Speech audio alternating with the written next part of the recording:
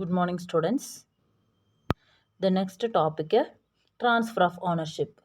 നമ്മൾ module number 5 unit number 3 பார்த்துட்ருக்கோம் transfer of ownership. Okay, அப்போ சேல் ஆஃப் குட்ஸ் ஆக்டில் sale of goods of sale எப்படியெல்லாம் sale பண்ணலாம், அதே மாதிரி conditions and warranties. Second unit conditions and warranties അതും നമ്മൾ பார்த்துட்டோம். Third unit is ownership transfer of ownership.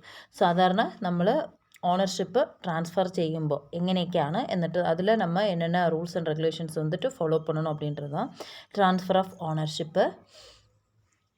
In the performance of a contract of sale there may be 2 distinct stages. അതായത് സാധാരണ ഇപ്പം നമ്മൾ ഒരു കോൺട്രാക്ട് ഓഫ് സെയിൽ, അതായത് ഒരു സാധനം വിൽക്കാനായിട്ട് നമ്മളൊരു കോൺട്രാക്റ്റ് എടുക്കുവാണെങ്കിൽ അപ്പോൾ അതിൽ ഓണർഷിപ്പ് ട്രാൻസ്ഫർ ചെയ്യുക എന്നുള്ളത് it's A most important function. Only the ownership is transfer the contract is completed. Okay, അപ്പോൾ ഓണർഷിപ്പ് ട്രാൻസ്ഫർ ചെയ്ത് കഴിഞ്ഞാൽ മാത്രമേ കോൺട്രാക്റ്റ് കംപ്ലീറ്റ് ആകത്തുള്ളൂ. സോ അപ്പോൾ what are the stages included in transfer of ownership? There are 2 stages. The one is transfer of property in the goods. Transfer of property in the goods. We are discussed the transfer of property. Property in goods means the ownership in goods. Ownership is also called property. Okay, so second stage is transfer of possession of goods. Possession means it's a okay, second one transfer of possession of goods. ഗുഡ്സിൻ്റെ possession means കൈവശം വെക്കാനുള്ള ഒരു rights, that is possession. So possession is differ from the ownership. Okay, പൊസഷനിൽ നിന്നും ownership എന്ന് പറയുന്നത് different ആണ്. So അപ്പോൾ നമ്മളിവിടെ കോൺട്രാക്ട് ഓഫ് സെയിലിൽ ഓണർഷിപ്പ് ട്രാൻസ്ഫർ രണ്ട് ഇതിൽ ഒന്ന് ഓണർഷിപ്പ് ട്രാൻസ്ഫർ ചെയ്യാം, മറ്റൊന്ന് പൊസഷൻ ട്രാൻസ്ഫർ ചെയ്യാം. ഇനി ഇതിൽ ഓണർഷിപ്പ് ട്രാൻസ്ഫർ ചെയ്യുമ്പോൾ നമ്മൾ ശ്രദ്ധിക്കേണ്ട കാര്യങ്ങളാണ് ഇനി നമ്മൾ പഠിക്കുന്നത്. അതിൽ significance of transfer of ownership. Significance means importance. ഈ ഓണർഷിപ്പ് ട്രാൻസ്ഫർ ചെയ്യുന്നതിനുള്ള ഇമ്പോർട്ടൻസ് എന്തൊക്കെയാണ്, എന്തിന് വേണ്ടിയിട്ടൊക്കെയാണ് ഇത് നമ്മൾ ഇത്രയും ഗൗരവമായിട്ട് എടുക്കുന്നത്, അതാണ് significance of transfer of ownership. The rules regarding the transfer of ownership is important because the following reasons. എന്തൊക്കെ ഇമ്പോർട്ടൻസ് ആണെന്ന്? Risk പ്രൈമ fascia passes with ownership. Risk prima facie passes with the ownership unless otherwise agreed. Risk follows ownership whether delivery has been made and not. നമ്മൾ in one contract the goods transferred from different stages in the contract take over by the different months or year. So இப்படி நம்ம ஒரு particular பீரியடுக்காக இப்போ நம்ம வந்துட்டு goods എടുത്തിരുപ്പോൾ, so നമ്മളുടെ price instalment ബേസിസോ ആ രീതിയിലായിരിക്കും നമ്മൾ പേയ്മെൻറ്റ് ചെയ്യണത്. ஸோ அப்போ அந்த மாதிரிலாம் வரும்போது நமக்கு வந்துட்டு risk bosses with ownership transfer பண்ணுறது வரைக்கும் அதில் வரக்கூடிய ரிஸ்கெல்லாம் யார் எடுக்கணும், அந்த மாதிரி உள்ள ரிஸ்க் ரிலேட்டடான കാര്യങ്ങൾക്ക് വേണ്ടിയിട്ട് നമ്മൾ ഓണർഷിപ്പ് ട്രാൻസ്ഫർ பண்ணும்போது കൂടുതൽ ശ്രദ്ധിക്കേണ്ടതുണ്ട്. രണ്ടാമത്തത് பார்த்திங்க அப்படின்னா action against third parties. In transmission some problems അല്ലെങ്കിൽ some threats from third parties. So அந்த மாதிரி தேர்ட் பார்ட்டிஸோட பாகத்திலிருந்து ஏதாவது ப்ராப்ளம்ஸ் வந்து ஏதாவது த்ரெட்டன்ஸ் நம்ம ஃபேஸ் பண்ணோம் அப்படின்னு சொன்னால் கண்டிப்பாக அவங்க மேலே ஆக்ஷன் எடுக்கிறதுக்காக நம்ம வந்துட்டு if goods are damaged by a third party only the owner can file a case against him. ஒரு தேர்ட் பார்ட்டி வந்துட்டு குட்ஸை நம்ம டிஸ்ட்ராய் பண்ணுறாங்க, குட்ஸை டேமேஜ் பண்ணாங்க அப்படின்னா அவங்களுக்கு எதிராக கேஸ் கொடுக்குறதுக்குள்ள ரைட்ஸ் யாருக்கு மட்டும்தான் இருக்குது? ஓனருக்கு மட்டும்தான் இருக்குது. ஸோ அப்போ அதனால தான் ஓனர்ஷிப் ட்ரான்ஸ்ஃபர் பண்ணுறது அவ்வளோ இம்பார்ட்டன்ஸு நம்ம சொல்கிறோம். மூணாவது insolvency of the seller or the buyer. Insolvency means ill health, அதாவது nothing to do anything. So நம்ம ஒரு ஆளுக்கு ஏதாவது செய்கிறதுக்கு முடியாத ஒரு சூழ்நிலை வந்துச்சு அப்படின்னா, so insolvency, that is insolvency. In the event of insolvency of either the seller or by the buyer, the question whether the official receiver or assignee can take over the goods or not depends on whether the properties goods as passes from the seller to the buyer. அதாவது இங்கே பையருக்கோ செல்லருக்கோ வந்துட்டு insolvency ஆயிடுச்சு, அவங்க வந்துட்டு insolvent ஆகிட்டாங்க, அவங்களால work ஒன்றும் பண்ண முடியாத சுச்சுவேஷனில் அவங்க ஆகிட்டாங்க அப்படின்னு சொன்னால் கண்டிப்பாக அவங்களுக்கு பதிலாக அவங்களுடைய ஒஃபிஷியல் ரிசீவர்ஸ் யாரோ அவங்களுக்கு, அதாவது நாமினிஸோ அதுக்கு அவகாசப்பட்டவங்க யாரோ அவங்களுக்கு நம்ம என்ன பண்ணி அவங்க வந்துட்டு குட்ஸை ரிசீவ் பண்ணிக்கிறலாம், டேக் ஓவர் பண்ணிக்கிறலாம். ஓகே, அப்போ அதான் insolvency of the seller or the பையரில் பின்னே உள்ளது. அப்போது ஓனர்ஷிப் கரெக்டாக யார் கையில் இருக்குது என்ன அந்த விஷயம் வந்துட்டு கரெக்டாக தெரிஞ்சால் மட்டும்தான் நமக்கு என்ன பண்ண முடியும், கரெக்டான ரீதியில் நமக்கு அது இந்த மாதிரி உள்ள ரிஸ்க்கெல்லாம் ஃபேஸ் பண்ண முடியும். ஓகே, அப்போ அதுக்காக தான் ஓனர்ஷிப் ட்ரான்ஸ்ஃபர் பண்ணது வந்து அவ்வளோ இம்பார்ட்டண்ட் அப்படின்னு சொல்கிறாங்க. The last one is suit for price. அதாவது சூட் ஃபார் ப்ரைஸ் அப்படிங்கும்போது seller can sue for the price unless otherwise agreed only if the ownership has transferred to the buyer. Ownership transfer பண்ணுறதுக்கு முன்னாடியே வந்துட்டு பணம் வந்துட்டு நம்ம ரிசீவ் பண்ணியிருக்கணும், அப்படி இல்லைன்னா அதுக்குள்ளே ப்ரைஸ் நம்ம ஃபிக்ஸ் பண்ணியிருக்கணும். ஸோ இங்கே அப்படி பண்ணலைன்னா கூட ஸோ அப்போ அதுக்கு எதிராக அப்போ ப்ரைஸில் ஏதாவது சேஞ்ச் வந்துச்சு, இப்படி இல்லைன்னா பொருளை வாங்கினதுக்கப்புறம் கொடுக்க மாட்டோம் வைக்க மாட்டோம் அந்த மாதிரி உள்ள ஏதாவது ப்ராப்ளம் வந்துச்சு அப்படின்னு சொன்னால் அவங்களுக்கு எதிராக கேஸ் ஃபைல் பண்ணோம் அப்படின்னா ஓனருக்கு மட்டும்தான் முடியும். ஸோ அதனால தான் ஓனர்ஷிப்புக்கு இவ்வளோ இம்பார்ட்டன்ஸ் கொடுக்குறாங்க. Okay, these are the 4 importance in transfer of ownership. அடுத்த டாபிக் பார்த்திங்கன்னா rules regarding transfer of ownership. Ownership transfer பண்ணும்போது நம்ம ஃபாலோ பண்ண வேண்டிய rules. The basic rules regarding transfer of ownership from the seller to the buyer are the following. அதில் first one is the goods must be ascertained. the goods must be ascertained. அதாவது already means ascertained means கண்டுபிடிക്കുക, நம்ம find out the goods, find out the particular goods needed by the buyer ആവശ്യപ്പെട്ട സാധനം നമ്മൾ മുൻകൂട്ടി തന്നെ കണ്ടുപിടിച്ച് വെക്കുക. The goods must be ascertained, മസ്റ്റായിട്ട് അസർട്ടൈൻ ചെയ്തിരിക്കണം. സാധനം കണ്ടുപിടിക്കാതെ അല്ലെങ്കിൽ അസർട്ടൈൻ ചെയ്യാതെ നമ്മൾ എഗ്രിമെൻറ്റിന് പോകാനായിട്ട് പറ്റത്തില്ല. Okay, the goods ownership can pass from the seller to the buyer under a contract of sale only if the subject matter, that is the goods are either specific goods or ascertained.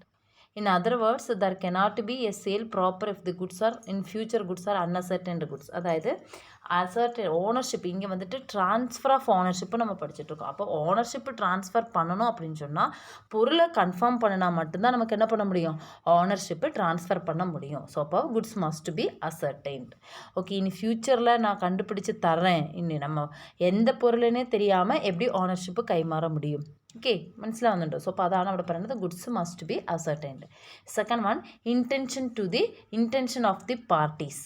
Intention means എന്താണ് നമ്മൾ അതിൽ കൂടി ഉദ്ദേശിക്കുന്നത്, അല്ലെങ്കിൽ നമ്മൾ രണ്ട് പാർട്ടീസും അറിഞ്ഞിരിക്കേണ്ട കാര്യങ്ങൾ. Subject to the above rule the parties are given the freedom to decide when ownership should pass from the seller to the buyer. When എങ്ങനെയാണ് எப்படி ஓனர்ஷிப் வந்து செல்லர்கிட்ட, அதாவது எப்பொழுது ஓனர்ஷிப்பு செல்லர்கிட்ட இருந்து பையருக்கு பாஸ் ஆகணும் அப்படின்றத ரெண்டு பார்ட்டிஸும் கூட சேர்ந்து டிசைட் பண்ணிக்கலாம். Freedom to decide when ownership should pass from the seller to the buyer. Okay, அப்போ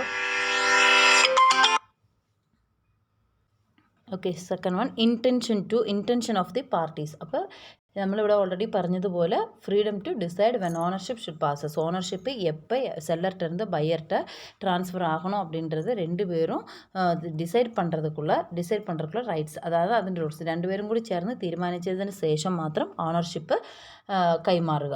ഓക്കെ, അതാണ് സെക്കൻഡിൽ പറയുന്നത്. ഇനി അത്രയാണ് മെയിനായിട്ടുള്ള കാര്യങ്ങൾ. ഇനി നമ്മൾ ഇറ്റ് ഈസ് ബേസ്ഡ് ഓൺ, അതാണ് rules regarding transfer of goods. ഇനി rules regarding the transfer of specific goods. അതായത് ഇനിയിപ്പോൾ നമ്മൾ ഓൾറെഡി പറഞ്ഞു ഗുഡ്സ് അസർട്ടൈൻഡ് ആയിരിക്കണം. സോ അപ്പോൾ അതിൽ തന്നെ പറയുന്നുണ്ട് സ്പെസിഫിക് ഗുഡ്സ് ആണ്, അതായത് അസർട്ടൈൻഡും അൺഅസർട്ടൈൻഡ് ആയിട്ടൊക്കെ ഗുഡ്സ് വരും. അപ്പോൾ എങ്ങനെയൊക്കെയാണ്, it is based also on the type of goods, അതായത് ഈ ഏത് തരത്തിലുള്ള ഗുഡ്സ് ആണ് നമ്മൾ ട്രാൻസ്ഫർ ചെയ്യാൻ പോകുന്നത് അതനുസരിച്ചിട്ടുള്ളത്. അപ്പോൾ നമുക്ക് അസർട്ടൈൻഡ് ഗുഡ്സും ഓണർഷിപ്പ് ട്രാൻസ്ഫർ ചെയ്യാം, അൺഅസർട്ടൈൻഡ് ആയിട്ടും ചെയ്യാം, സെയിൽ ഓർ റിട്ടേൺ ബേസിസിലും ചെയ്യാം. ഓക്കെ, അപ്പോൾ അതിൽ ഫസ്റ്റ് വൺ ഇവിടെ പറയുന്നത് rules regarding the transfer of specific goods or ascertained goods. അപ്പോൾ അതിൻ്റെ റൂൾസിൽ മെയിനായിട്ട് പറയുന്നത് when goods are in a deliverable state, അതായത് where there is an unconditional contract for the sale of specific or ascertained goods in a deliverable state, property in the goods passes from the seller to the buyer as soon as the contract is made. It is immaterial whether the time of payment of price or delivery of goods both is postponed. അതായത് ഇപ്പോൾ നമ്മൾ goods are in a deliverable state, അതായത് ഇപ്പോൾ നമ്മൾ ഈ ascertain specific goods എന്ന് പറയുമ്പോൾ goods already ascertained, already നമ്മൾ ഗുഡ്സ് കൺഫേം ചെയ്ത് കണ്ടുപിടിച്ച് വെച്ചിരിക്കുവാണ്. സോ അപ്പോൾ അങ്ങനെ വരുമ്പോൾ നമ്മൾ ഡെലിവർ ചെയ്യാൻ പാകത്ത് ഡെലിവറബിൾ സ്റ്റേറ്റ്, അതായത് എപ്പോൾ അവർ ചോദിച്ചാലും ആ സമയത്ത് നമുക്ക് ഡെലിവറി ചെയ്യാനും അതേപോലെ സാധനം ഡെലിവർ ചെയ്യുമ്പോൾ തന്നെ നമുക്ക് പൈസ അടയ്ക്കാൻ അങ്ങനെയുള്ള കാര്യങ്ങളൊക്കെ കൃത്യമായിട്ട് ചെയ്യാനായിട്ട് നമുക്ക് ഇപ്പോൾ ഈ property in the goods passes from the seller to the buyer as soon as the contract is made, it is immaterial. അതായത് ഇങ്ങനെ ഡെലിവറബിൾ സ്റ്റേറ്റിലുണ്ടെങ്കിൽ അത് ചെയ്യാം, ഇല്ല ഇമ്മെറ്റീരിയൽ ആണ് മീൻസ് നമ്മുടെ കയ്യിൽ അത് കണ്ടുപിടിച്ച് വെച്ചിട്ടില്ല എങ്കിൽ നമുക്ക് എന്ത് ചെയ്യാം, പേയ്മെൻറ്റ് ഓഫ് പ്രൈസും ഡെലിവറി ഓഫ് ഗുഡ്സും നമുക്ക് പോസ്റ്റ്പോൺ ചെയ്യാം. അപ്പോൾ when goods are in a deliverable state, അത് when goods are to be put in a deliverable state. Second one, to be put in a deliverable state when there is a contract for the sale of specific goods and the seller is bound to do something for putting the goods in a deliverable state. The property does not pass until such this is done and the buyer has notice thereof. അതായത് ഇപ്പോൾ നമ്മൾ goods transfer ചെയ്യുമ്പോൾ അല്ലെങ്കിൽ ownership transfer ചെയ്യുമ്പോൾ നമുക്ക് puttu in a deliverable state, അതായത് delivery ചെയ്യാനായിട്ട് നമ്മൾ ഡെലിവറി ചെയ്തു കഴിഞ്ഞു, അതായത് സെല്ലറുടെ കയ്യിൽ നിന്ന് സാധനം പാസ്സായി കഴിഞ്ഞു, ബയറുടെ കയ്യിലേക്ക് കിട്ടിയില്ല. സോ അപ്പോൾ ബയറുടെ കയ്യിലേക്ക് കിട്ടേണ്ട സമയത്ത് കിട്ടിയില്ല എങ്കിൽ മസ്റ്റായിട്ട് ബയർ നോട്ടീസ് ചെയ്യണം, കിട്ടിയിട്ടില്ല, സാധനം എത്തിയിട്ടില്ല. അപ്പോൾ ഇടയ്ക്ക് വെച്ച് എന്തെങ്കിലും ബ്ലോക്കാണോ എങ്ങനെയാണ് കാര്യങ്ങൾ എന്ന് അന്വേഷിക്കാൻ വേണ്ടിയിട്ടാണ്. അപ്പോൾ goods are to be put in a deliverable state, അതായത് നമുക്ക് ഇപ്പോൾ ഡെലിവറി ചെയ്ത സാധനം പോയി എത്തിയോ ഇല്ലയോ എന്നുള്ളത് കൺഫേം ചെയ്യേണ്ടതൊക്കെ ആരുടെയാണ്, സെല്ലറുടെ ഡ്യൂട്ടിയാണ്. ഓക്കെ, അടുത്ത when goods have to be weighed measured etcetera to ascertain price, അതായത് where there is a contract for the sale of a specific goods in a deliverable state but something has to be done by the seller to ascertain price such as weighing, measuring or testing etc. അതായത് സാധാരണ നമ്മളൊരു സാധനം അയച്ചു കൊടുക്കുമ്പോൾ ഒരു seller ഒരു സാധനം transfer ചെയ്യുക, അതിൻ്റെ ഓണർഷിപ്പ് ട്രാൻസ്ഫർ ചെയ്യുമ്പോൾ വെയിറ്റ് ഇട്ട് അതല്ലെങ്കിൽ അത് മെഷർ ചെയ്യണം, എത്രയുണ്ട് അതനുസരിച്ച് വേണം നമുക്ക് പ്രൈസ് ഫിക്സ് ചെയ്യാനായിട്ട്. അപ്പോൾ പ്രൈസും ഫിക്സ് ചെയ്യണം. അപ്പോൾ അതിനു മുമ്പ് സാധനം ഡെലിവറി ആകുന്നതിന് മുമ്പ് ഇതെല്ലാം ടെസ്റ്റ് ചെയ്തിട്ട് വേണം നമുക്ക് എന്ത് ചെയ്യാനായിട്ട്, ഇത് പ്രൈസൊക്കെ അസർട്ടൈൻ ചെയ്യാൻ വേണ്ടിയിട്ട് ഇതൊക്കെ ചെയ്തിരിക്കണം. ഈ 3 റൂളാണ് സ്പെസിഫിക് ഗുഡ്സിൽ. ഒന്ന്, ഡെലിവറി ചെയ്യാൻ റെഡി ആയിരിക്കണം, അസർട്ടൈൻഡ് ഗുഡ്സ് ആയിരിക്കണം, അപ്പോൾ ഡെലിവറിക്ക് റെഡി ആയിരിക്കണം. ദെൻ അതേപോലെ ഇപ്പോൾ നമ്മൾ അഥവാ ഡെലിവറി ചെയ്ത് കഴിഞ്ഞാൽ അവിടെ ചെന്ന് എത്തിയോ അല്ലയോ സാധനം കിട്ടിയില്ലെങ്കിൽ അത് നോട്ടീസ് ചെയ്യപ്പെടണം.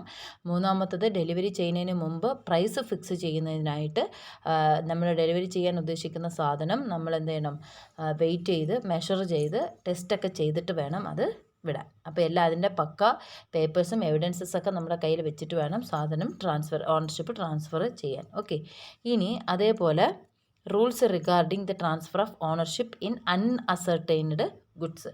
ഇപ്പോൾ ചിലതിൽ അസർട്ടൈൻഡ് ഗുഡ്സും അൺഅസർട്ടൈൻഡ് ഗുഡ്സ് ആണെങ്കിൽ ഇവിടെ അൺഅസർട്ടൈൻഡ് ഗുഡ്സ് കണ്ടുപിടിച്ചില്ല അല്ലെങ്കിൽ എണ്ണി തിട്ടപ്പെടുത്താത്ത സാധനങ്ങളാണ്. ഇപ്പോൾ നമ്മൾ സാധനം ഉണ്ട് പക്ഷേ അത് ശരിക്കും നമ്മൾ അസർട്ടൈൻ ചെയ്തിട്ടില്ല എങ്കിൽ the following rules apply to the transfer of property in unascertained goods. അപ്പോൾ അൺഅസർട്ടൈൻഡ് ഗുഡ്സ് ആണെങ്കിൽ ആദ്യം നമ്മൾ ചെയ്യേണ്ടത് ഓണർഷിപ്പ് ട്രാൻസ്ഫർ ആണെങ്കിൽ ഗുഡ്സ് അസർട്ടൈൻ ചെയ്യണം. സോ അപ്പോൾ എങ്കിൽ ഫസ്റ്റ് നമ്മൾ ചെയ്യേണ്ടത് ഗുഡ്സ് മസ്റ്റ് ബി അസർട്ടൈൻഡ്. ആദ്യം സാധനം നമ്മൾ അസർട്ടൈൻ ചെയ്യുക, അത് എണ്ണി തിട്ടപ്പെടുത്തി അല്ലെങ്കിൽ ഇതാണ് ഇത്രയാണ് എന്നുള്ളത് നമ്മളൊരു ധാരണയിലേക്ക് എത്തുക, അതാണ് ആദ്യം നമ്മൾ ചെയ്യേണ്ടത്. When there is A contract for the sale of unascertained goods, no title of property in the goods is transferred until the goods are ascertained. അപ്പോൾ അതുപോലെ ഗുഡ്സ് അസർട്ടൈൻ ചെയ്തിട്ടില്ല എങ്കിൽ ഒരിക്കലും അത് ട്രാൻസ്ഫർ ചെയ്യാനായിട്ട് സാധിക്കത്തില്ല. അപ്പോൾ ഫസ്റ്റ് നമ്മൾ ചെയ്യേണ്ടത് അൺഅസർട്ടൈൻഡ് ഗുഡ്സ് ആണെങ്കിൽ ഗുഡ്സ് ആദ്യം അസർട്ടൈൻ ചെയ്യുക. Then goods must be in a deliverable state and unconditionally appropriated. പിന്നെ നമ്മൾ അത് ഡെലിവറി ചെയ്യാൻ പാകത്ത് റെഡിയാക്കുക. അപ്പോൾ ഡെലിവറി ചെയ്യാൻ പാകത്ത് റെഡിയാക്കണമെങ്കിൽ നമ്മൾ അത് ടെസ്റ്റ് ചെയ്ത് വെയിറ്റ് ചെയ്ത് എല്ലാം മെഷറൊക്കെ ചെയ്ത് എല്ലാം റെഡിയാക്കി വെച്ചിട്ട് വേണം അതെന്ത് ചെയ്യാൻ ഡെലിവറിക്ക് കൊടുക്കാൻ, ഡെലിവറി സ്റ്റേറ്റിലേക്ക് കൊണ്ടുവരാൻ. ഈ 2 റൂൾസാണ് അൺഅസർട്ടൈൻഡ് ഗുഡ്സിൽ നമ്മൾ ഫോളോ ചെയ്യാനുള്ളത്. ഇനി മൂന്നാമത്തെ ഒരു category goods sold on approval or on sale or return basis. അതായത് സാധനം നമ്മൾ കൊടുക്കുക, അവർ ഉപയോഗിച്ച് നോക്കിയിട്ട് താല്പര്യമുണ്ടെങ്കിൽ അവർ അതെടുക്കാം, അല്ലെങ്കിൽ സാധനം തിരിച്ചു തരാം. അതിനാണ് സെയിൽ ഓർ റിട്ടേൺ ബേസിസ് എന്ന് പറയുന്നത്. സോ അപ്പോൾ ആ രീതിയിൽ when goods are delivered to the buyer on approval or on sale on return basis the property in the goods passes the buyer when any of the following conditions are satisfied. ഇപ്പോൾ നമ്മൾ seller ബയ്യർക്ക് സാധനം കൊടുത്തിട്ടുണ്ട്, പക്ഷേ ownership കൈമാറിയിട്ടില്ല. അവർക്ക് ഉപയോഗിച്ച് നോക്കിയിട്ട് okay ആണെങ്കിൽ അവർക്കതെന്ത് ചെയ്യാം, സ്വീകരിക്കാം, അല്ലെങ്കിൽ അത് റിട്ടേൺ ചെയ്യാം. അതാണ് സെയിൽ ഓർ ബൈ. അപ്പോൾ ഫുൾ സെയിലും ആയില്ല, അപ്പോൾ അത് സെയിലായോ റിട്ടേൺ ആയോ എന്നറിയത്തില്ല, റിട്ടേൺ ആകുമോ എന്നറിയത്തില്ല. അങ്ങനെയുള്ളതാണ് sale of goods on approval അല്ലെങ്കിൽ സെയിൽ ഓൺ റിട്ടേൺ ബേസിസ് എന്ന് പറയുന്നത്. അപ്പോൾ അതിൽ ചില കണ്ടീഷൻസ് നമ്മൾ ഫോളോ ചെയ്യണം. കണ്ടീഷൻസ് ഇതാണ്: the buyer signifies is approval or acceptance of the goods to the seller. ഇപ്പോൾ നമ്മൾ സാധനം വാങ്ങിച്ചുകൊണ്ട് പോയി നമ്മൾ ഉപയോഗിച്ച് കഴിഞ്ഞാൽ നമുക്ക് ഓക്കെ ആണെങ്കിൽ, അതായത് ബയ്യർക്ക് ഓക്കെ ആണെങ്കിൽ അപ്രൂവൽ ചെയ്തു അല്ലെങ്കിൽ അക്സെപ്റ്റ് ചെയ്തു എന്നുള്ളത്. അവരുടെ ബയ്യർ അക്സെപ്റ്റൻസ്, ബയ്യറുടെ അപ്രൂവൽ ഇവിടെ ഇമ്പോർട്ടൻ്റ് ആണ്. Second condition: the buyer does anything adopting the transaction. Does anything adapting the transaction. Example seller pledges the goods to a third party. അതായത് ബയ്യർ ഒരിക്കലും അത് ഓണർഷിപ്പ് കൈമാറാതെ വേറെ ഒരാൾക്ക് എന്ത് ചെയ്യാൻ പറ്റത്തില്ല, മാറ്റി കൊടുക്കാനായിട്ട് സാധിക്കത്തില്ല. Then where the buyer does not signifies his approval or acceptance but retain the goods without giving a notice of rejection. അതായത് അപ്പോൾ ഇപ്പോൾ ബയ്യറുടെ കയ്യിൽ സാധനമുണ്ട്, ബയ്യർ അത് അക്സെപ്റ്റ് ചെയ്തിട്ടില്ല, അപ്രൂവൽ ചെയ്തിട്ടില്ല എങ്കിൽ കൃത്യസമയത്ത് അത് സാധനം റീറ്റെയിൻ ചെയ്യേണ്ടത് ബയ്യറുടെ അത്യാവശ്യമാണ്. അങ്ങനെ ചെയ്തില്ല എങ്കിൽ, അപ്പോൾ കറക്റ്റ് സമയത്ത് അത് റിട്ടേൺ ചെയ്തില്ല എങ്കിൽ അവർക്ക് റിട്ടേൺ ചെയ്യാൻ വേണ്ടിയിട്ട് നമ്മൾ എന്ത് ചെയ്യും, നോട്ടീസ് കൊടുക്കണം. അതാണ് മൂന്നാമത്തത്, സെല്ലർ നോട്ടീസ് കൊടുത്തിരിക്കണം. 4, if a time has been fixed the time has elapsed. അതായത് ഇവിടെ നമ്മൾ സമയം, if a time has been fix ചെയ്തിട്ടുണ്ടെങ്കിൽ ആ സമയത്തിനകം, ഹാസ് നോട്ട് എലാപ്സ്ഡ് ആണ്, ആ സമയം കഴിയുന്നതിന് മുമ്പ് തന്നെ നമ്മൾ എന്ത് ചെയ്യണം, തിരിച്ചു കൊടുത്തിരിക്കണം.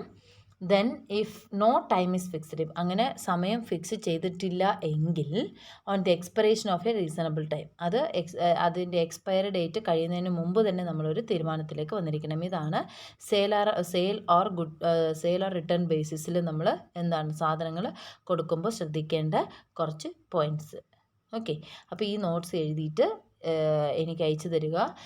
അതിന് അടുത്ത് നമുക്ക് പഠിക്കാനുള്ളത് സെയിൽ ബൈ നോൺ ഓണേഴ്സ് ആണ്. അത് നമുക്ക് എടുത്തേക്കാം, കുറച്ച് പോയിൻറ്റ്സ് ഉണ്ട്, ആ പോയിൻറ്റ്സ് നമുക്ക് ഇടയ്ക്ക് എടുത്തേക്കാം. ഓക്കെ, അപ്പോൾ ഇത് ഇനി ലാസ്റ്റ് ഒരു യൂണിറ്റും കൂടി ഉള്ളൂ.